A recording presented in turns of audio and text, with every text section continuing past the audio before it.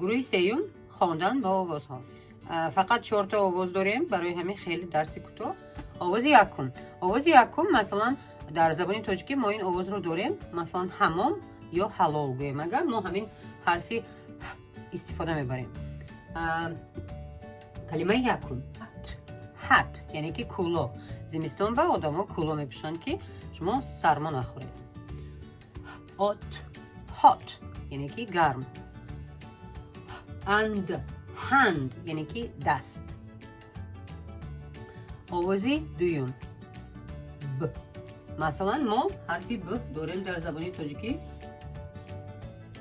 اگر که بهار گویم اگر یا که بیدار گویم اگر یا که بیمار گویم اگر ما همین رو استفاده میبریم آواز رو.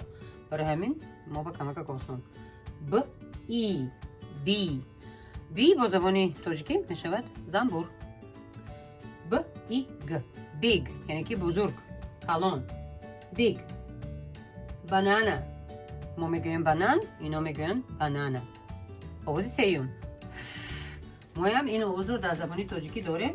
مثلا میگویم فردوس یا فرخ یا فاطمه. همین آواز رو استفاده میبریم.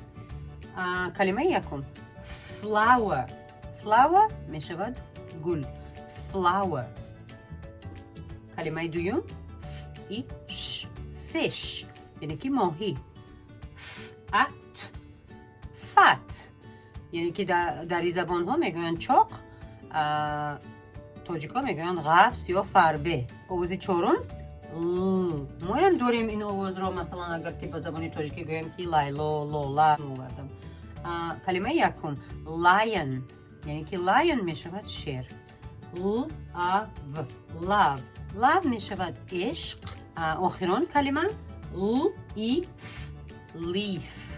leaf میشود برگ. یک دانه برگ درخت، برگ گل فقط نه.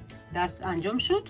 خداحافظ تا درس آینده. اگر یگان سوال داشته باشید نویسید، من اگر توانم جواب میدم.